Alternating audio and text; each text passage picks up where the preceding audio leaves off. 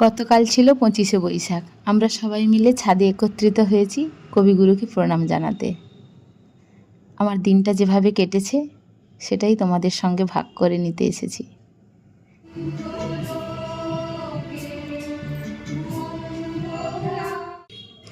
সমস্ত অনুষ্ঠানটা তোমাদের সামনে যদি তুলে ধরতাম তোমরা দেখতে চাইতে না হয়তো।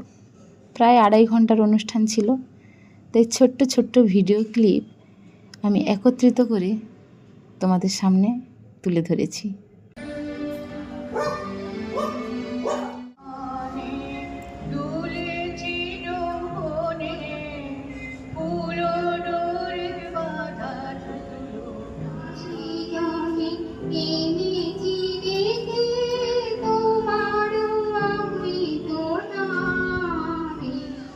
আমরা যখন স্কুলে পড়াই তখন আমরা 25শে বৈশাখ আসে আলোকেরই কি কেমন লাগছে আমাদের অনুষ্ঠান?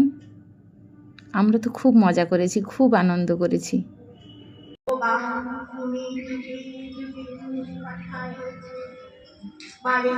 যেন বিদেশ ঘুরে মাকে নিয়ে যাচ্ছি অনেক দূরে। তুমি অবশ্যই নেই, তবে এটুকু বুঝতে পারি তিনি প্রাণের। রবীন্দ্রনাথ আমাদের শিখিয়ে গেছেন কিভাবে প্রাণের আরাম খুঁজে নিতে হয়।